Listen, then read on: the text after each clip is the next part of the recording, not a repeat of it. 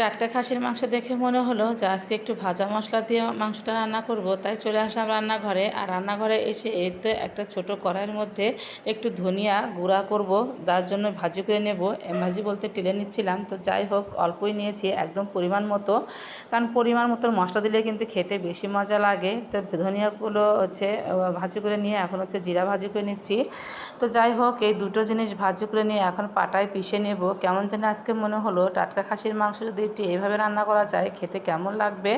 অবশ্যই ভালো লাগবে, কারণ রান্না হচ্ছে নিজের মধ্যে, আর মাংস ভালো হলে কিন্তু খেতে এমনিতেই মজা হয়। হ্যালো সবাইকে, সবাই কেমন আছো? আশা করি ভালো আছো, আর আমি ভালো আছি। তো যাই হোক এই তো অনেক সুন্দর করে ধনিয়াগুলো একদম গুঁড়া করে নিয়েছি, এখন হচ্ছে জিরাগুলো গুঁড়া করে নেব। তো আজকে মনে মনে ভাবতেইছিলাম যে কী রান্না বান্না করব, হঠাৎ দেখি ওর বাবা হচ্ছে একদম খাসির মাংস নিয়ে এসে দাঁড়ালো, বলতেছে আজকে হচ্ছে এই মাংসটা রান্না করো। কারণ টাটকা মাংস সচরাচর খাওয়া হয় না, দেখা যায় নিয়ে এসে ফ্রিজে রাখা হয়, পরে খাওয়া হয়। তো আজকে যেহেতু একদম তালে তাল পড়েছে, তো যাই হোক নিয়ে এসে কিছুক্ষণ ফ্রিজে রাখা হয়েছিল, যেহেতু সকালে নিয়ে আসছে রান্না তো করবো দুপুরবেলা। আর এমনিতে রেখে দিলে দেখা যায় যে বিড়ালের খুব আঞ্জাম, তো ভাবলাম যে ফ্রিজে থাক, বের করে হচ্ছে রান্না করব। তো যাই হোক এই তো একদম বের করে নিচ্ছি। তো নরমালি রাখা হয়েছিল, তো অনেক সুন্দর মাংসগুলো ফ্রেশ ছিল, এত ভালো ছিল। তো মাংসগুলো ধুয়ে পরিষ্কার করে নিলাম, এর মধ্যে ভাতটা বসিয়ে দিয়েছিলাম। আজকে কিন্তু একটু ভাত বেশি পরিমাণে রান্না করছি, যেহেতু টাটকা খাসির মাংস একদম মজা করে রান্না করব, তাহলে তো ভাতটা একটু বেশি লাগবে, তাই না? সবাই একটু দুপুরে তৃপ্তি করে ভাত খাবে মাংস দিয়ে। তো যাই হোক ভাতটা হয়ে গেছে যেহেতু, তাই একটু দেখে আবার রান্না করতে চলে গেলাম মাটির চুলায়।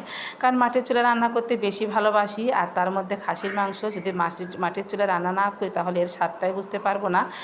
আর আমি তো সবসময় মাটির চুলাতে রান্না করি। তো যাই হোক এদিকে রান্নাঘরে এসে পড়েছি, মেয়ে এসে একটু আমার সাথে কথা বলতেছিল, তো যাই হোক ওর সাথে কথা বলে একটু জালটা ধরিয়ে নিয়েছি। এখন হচ্ছে প্রথমে ভাবলাম ভাজিটা করে নেই, ভাজিটা করে নিয়ে একদম নিশ্চিন্তায় ধীরে সুস্থে হচ্ছে খাসির মাংসটা রান্না করব, হাতে সময় নেই। তো যাই হোক এর তো এটা হচ্ছে ধুম্বাগুলো নিয়ে আসছিলো বেশ 2-3 দিন হলো, তো ভাবলাম যে আজকে একটু ভাজি করে ফেলি। মাংসের সাথে তেমন আইটেম করব না, শুধু ধুম্বা ভাজি আছে। খাসির মাংস এত মজা করে রান্না করবো, মনে মনেতে আগে থেকে আমি একদম মানে প্ল্যান করে নিয়েছি কীভাবে কী দিয়ে রান্নাবান্না করব। তো যাই হোক বেশ কয়েকটা চাপড়ি ভাজি নিচ্ছিলাম, চাপড়ি হচ্ছে মেয়ে খাবে, দুদিন ধরে বলতেছে মা একটু ঝাল ঝাল চাপড়ি খাবো, তাই 2-3টা ভেজে নিলাম, ভাজি দিয়ে খেয়ে নেবে। আসলে এইসব খাবার বাচ্চারা মাঝে মাঝে খেতে চায়। তো এদিকে চাপড়ি ভাজি করে নিয়ে ভাবলাম যে আলু ভাজি করে নিয়ে মাংসের মধ্যে দেবো। আর এখানে তো আমি মাংসের মশলা একদম মানে গুছিয়ে নিয়েছি, এখানে কিন্তু আমি আদা জিরা বাটাও ব্যবহার করেছি, একটু কাঁচা আদা জিরা বাটা আর গুঁড়া দিয়েছি, সাথে মরিচের গুঁড়া, হলুদ, লবণ সব কিছু দিয়ে একটা মশলা বানিয়ে নিয়ে এই তো মশলা সুন্দর করে কষিয়ে নিচ্ছি। পেস্টটা ভাজি করে নিয়েছি, এর মধ্যে জিরা ফোড়ন দিয়েছি, তারপর হচ্ছে চলা, কালো এলাচ, সাদা এলাচ সব কিছু দিয়ে সুন্দর করে মশলা কষিয়ে এত সুন্দর একটা কালার এসেছে। তারপর দিয়ে দিলাম গোটা রসুন, এখন দিচ্ছে খাসির মাংস। আমি জানি না তোমরা কে কীভাবে রান্না করো, আমি জানি এখন সবাই কিন্তু রান্নাবান্নাটা বেশ ভালোই জানে, তারপরেও কিন্তু যার যার মতো করে শেষে রান্না করে। এক একজনের রান্নার হাত এক এক রকম, এক একজনের রান্নার স্বাদও কিন্তু এক এক রকম হয়, তাই না? তো যাই হোক আমার বাসার সবাই আমার মাংস রান্না খুবই পছন্দ করে আগের থেকেই, তো আমি বারবার ঢাকনা দিয়ে মাংসগুলো কষিয়ে নিচ্ছিলাম।